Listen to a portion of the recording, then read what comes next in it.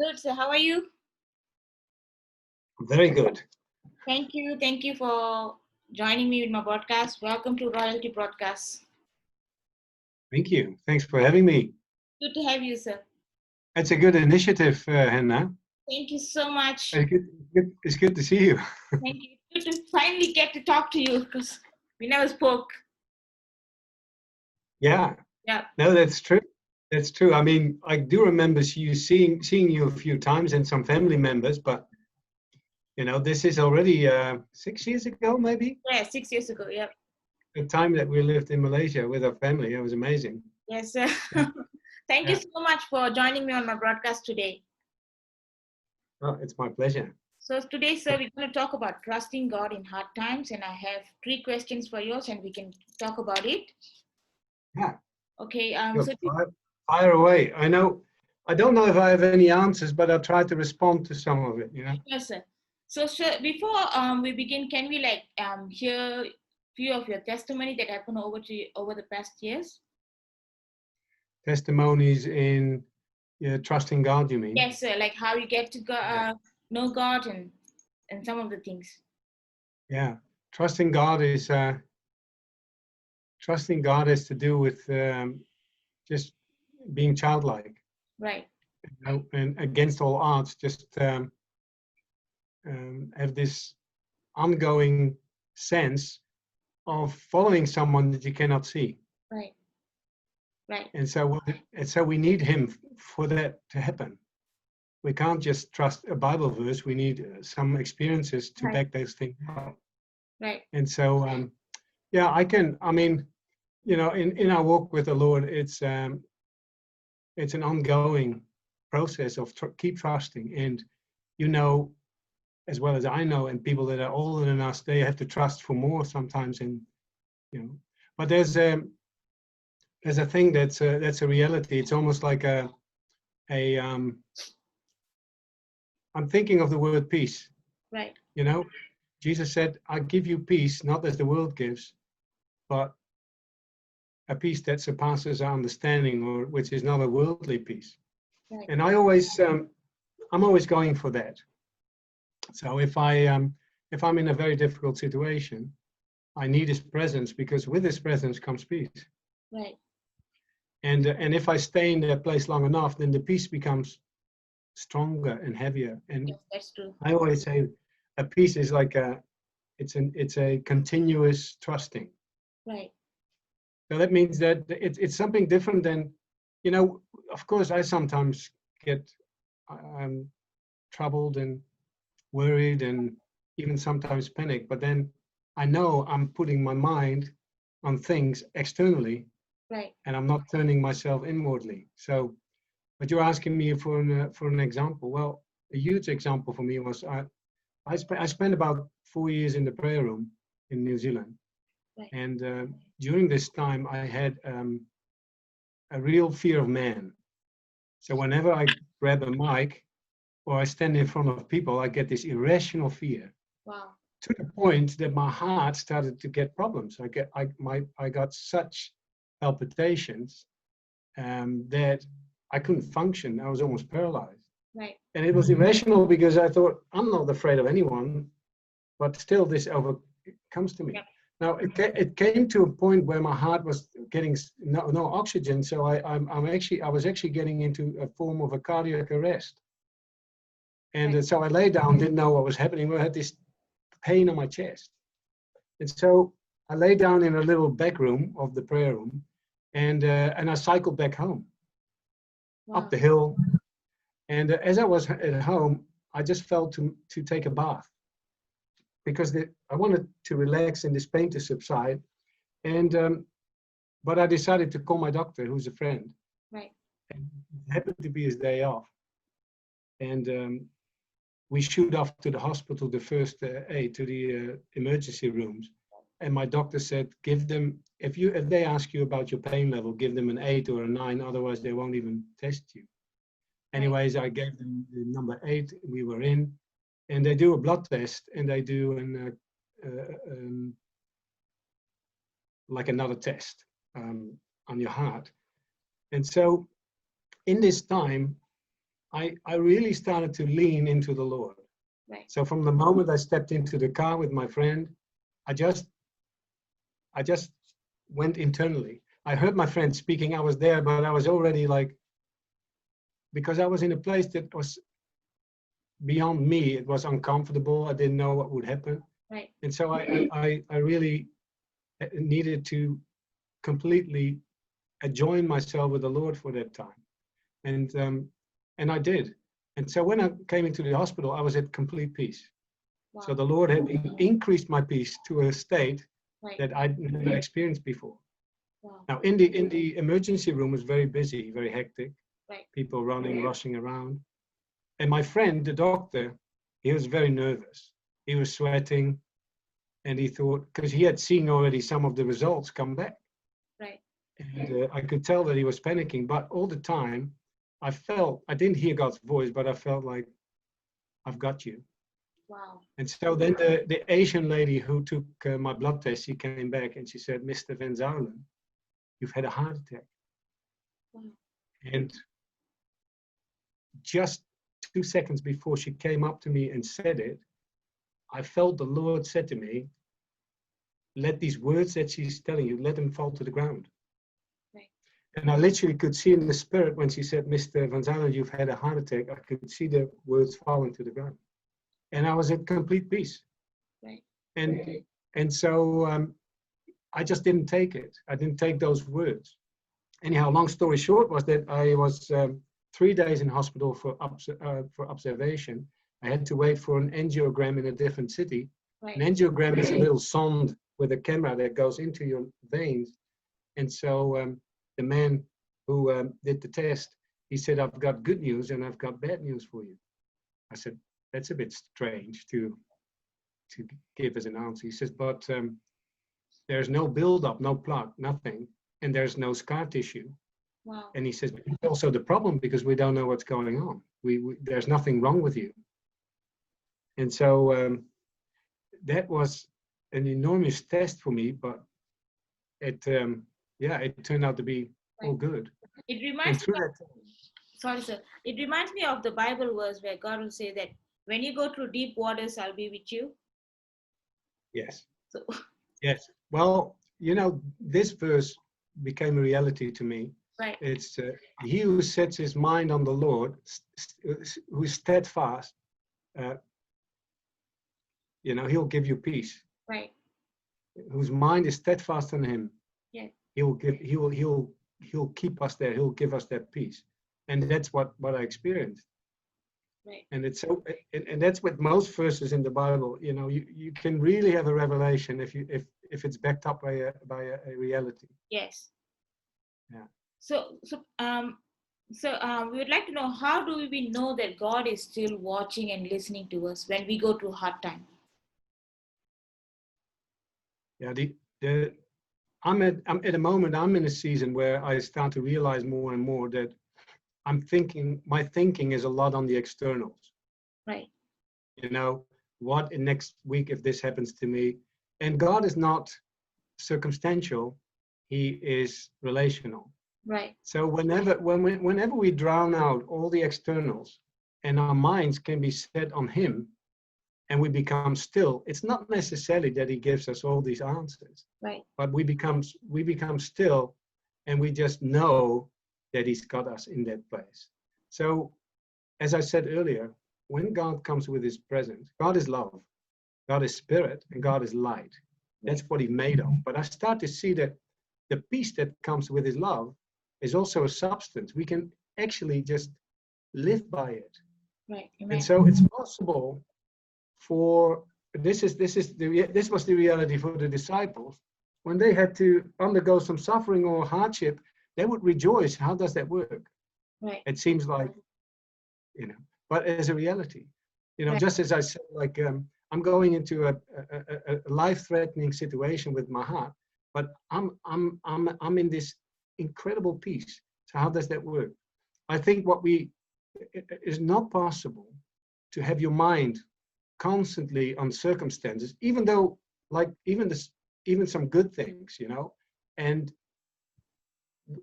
there has to be increasing times where we just quiet ourselves and where Right. we just start to get perspective. Right.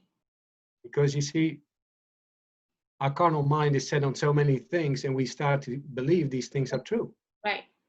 And so what happens is that we start to live there unnecessarily. Right.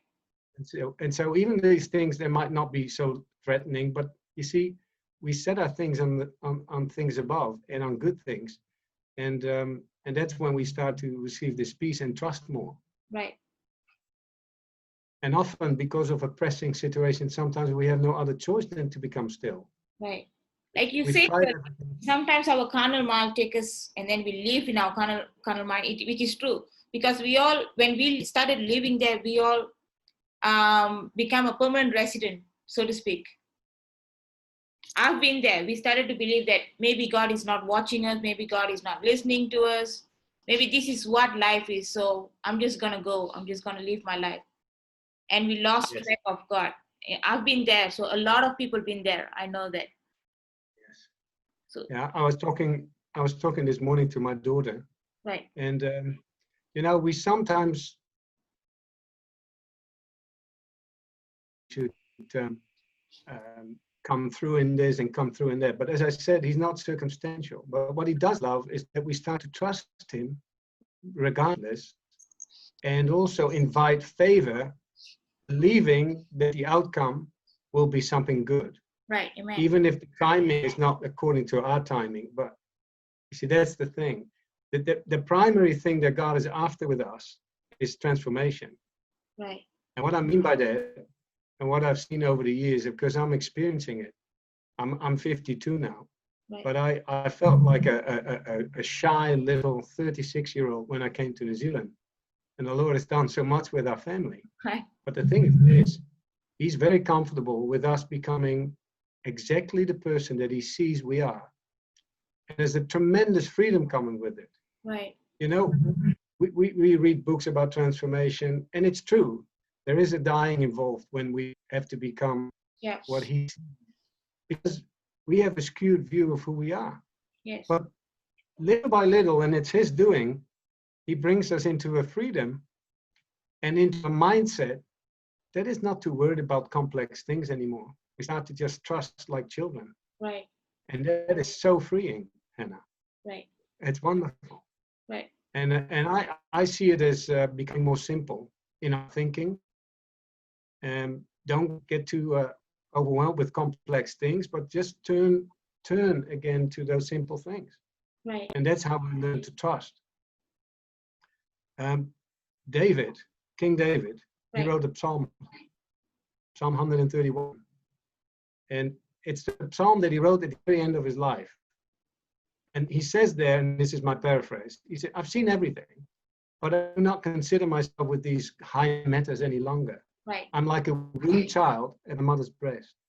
Right. So the state of David had become all these things, these complex things that are in the world, they don't do me any good. And my soul is satisfied when I'm with my father, who's Amen. also a mother, by the way. He's got a mothering heart. Right. And that's where I become like a child, completely satisfied. So even him, being the leader of the armies, huge responsibilities, seen everything in life, at the end of his life, he says, you know what? Keep it simple. Right. My father loves me. I know where I'm going. I know who I belong to. And so I would say, dissolve the complexities in your life and allow this simplicity to become your daily walk. Right. Just simple. Right. So, Andrea, how should we, what should we do when we feel like giving up on prayers because it feels like it's not being answered? What should we do about it? When we, as a human, we all tend to feel like that. We all have this giant fear in front of us telling us that, hey, maybe God is not just listening to you. So when we come to that situation, what should we do about it? I think what you should do is give up. Right. Because you cannot live the Christian life. He lives the Christian life in you. Wow. And the harder we try, the harder we spiral down in Right. this constant battle of trying to get his attention and all that. And he's already in you. Right. If you are born again, then Christ is in you. Amen. And the only way we can distance, he's never distant. He's as close as he can be. The only way we can experience that he's not close is when we worry or we try to find ourselves, to work ourselves up on the ladder towards him. Right. But the reality, which has become reality in our hearts, a revelation, is that, hey, he's already in me. Right. I can connect with him. So for me personally, I can only speak personally, but I've seen it in saints and of old and other friends. It's turning inwardly and try to get the external things that bother us, Right. to push them to the background by just becoming simply and say, this is how I feel right now. I feel like giving up. I know you're here and I don't feel it, but I know you're here. Right. Wow. And then practice that, because it's not something that is naturally just suddenly come upon you. It's something you practice. Right. You can practice this times of, we call it prayer. We practice the time with the Lord. Right. So will God punish us if we give up? Will God punish us? Will we be punished for giving up? Well, he'll never leave nor forsake you. Right. So often our giving up is the start point of him taking you to beautiful places. Right. We sometimes have to give up because what we hear in general is like, we're overcomers, we take the victory, Right. we have to speak the word. But I challenge people, I challenge anyone who's struggling, feeling that I don't know anymore, to lay on the floor, to acknowledge that they can't fight, to acknowledge that they can't live the Christian life. It has to be Christ in them. Right. And that the Father initiates these things, because he says in the Old Testament, I've taken your heart of stone and I removed it and replaced it with a heart of flesh. Amen. And Yeah. I'll cause you to walk in my ways. Wow. That's the sentence. I will cause you to walk in my ways. Right. So if you have said yes, if you've said yes to Jesus and you're born again, then God has taken residence up in you. Right. So now you give this responsibility of you becoming a better person or whatever it is. You give this responsibility to him. Right. That's what my suggestion is, and that's how it works. Right. Because I've tried the other things, Yeah. and they give me a sense of fulfillment because I've been involved and but there's no really a surrender in that. Right. It's working harder for God, and he doesn't want hardworking servants. He wants trusting sons and daughters. Right. Wow. That was nice. That was really good. Andre, so when we like walking with God and then all of a sudden like we have some friends from the past like calling us like, hey, let's do this, and it's something bad. What should we do about it then? Like we miss that opportunity. We walk away from God. So sometimes it's like when we want to go back to God, we feel difficult because of what that one thing that we did, that one sin that we did, and it's our heart is like just in burden to go back to God, and it's difficult for us to face Him again. How do we overcome that emotions or that feelings? I think it is another something that we need to understand about God when it comes to sin. Right. Sin to God is not the main thing. He's not too he doesn't invest too much energy into the sin of his people. Right. He doesn't like sin because it binds you. So I would say it's not good to sin. Excuse me, No problem.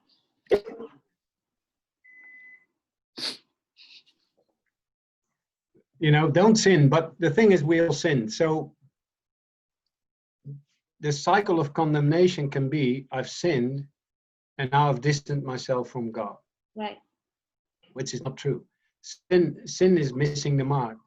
But the quicker we can reset the button, still believing that he accepts us regardless. Right. If we come before him and say, this has happened, it's not really who I am. I've not reacted in a way I should be. This is not how a son is or a daughter is to the father. Right. But we reset the button quickly and just move on. You know, sin gets too much. When we give sin too much time and energy, Right. then we'll end up in a cycle of condemnation. Right. And so we're prolonging the suffering. Wow. But if we say, look, this is who I am at the moment, I can't change it. I can't change myself, but I trust you that you do a work in me. And you Right. don't become too focused on what you should do, but more of who you are. And realizing that the Father is not too much focused on sin, but he's more focused on loving you. Right. And he's focused on spending time with you. Then you can quickly turn it around and go into a room and say, Father, this is who I am at the moment. I can't change it, but can you help me? Right. He loves me. Amen. So you push the reset button and you just carry on with life. You see, he's quite simple in that regard. Right. You know, if my child does something, you know, and it's not something that helps her very much, or call it sin, you know, I'm not getting, well, I used to in the past, but I'm not getting angry. Right. I'm just going, you're my child. I've been there. I sympathize with it. I've done all these things, you know, just move on. Right. And I think this is what David meant when he said, your greatness, your kindness made me great. Right. So if we get a revelation of how good he is in the midst of our sins and all that, then that will slowly fall to the wayside. Right. These things will just automatically disappear as we start to believe more of the goodness, how good he is. Amen. Right. You see, if you would be completely filled with the Holy Spirit now, Right. you even if you tried, you could not sin. Mm. So it's often when the harder things in life get to us and we're on a low, that sin comes in. Right. So he's always trying to get us to a place of internal peace, so that slowly his nature becomes our nature, and then these things will fall to the wayside. Right. You know, but you don't beat yourself up over those things. I'd say to people that I've been there, I beat myself over it, but there's a paradigm shift, there's a revelation when it comes, when we know how good he is. Right. And we don't have to worry about punishment. And that's taken the sting out of the sin and our behavior that needs to be better. Right. Wow. Andre, Does that answer? yes, it's a perfect answer. Thank you so much. Andre, just would like to thank you so much for your time, for joining Royalty Broadcast this morning. Yeah. Thank you for answering I all. hope. Yes, you did. You did. Thank you so much, sir. It's my pleasure, and hopefully we can travel Yes, in sir. the next years and see the beautiful Malaysia again. Yes, that'd be great. And meet you in person. For sure, sir. Thanks, and hey, and good luck with what you're doing. Thank you so much, sir. Thank you. Have a good day. Okay. Bye, sir. You too. Have a great day. You too, sir. See ya. Bye. Bye.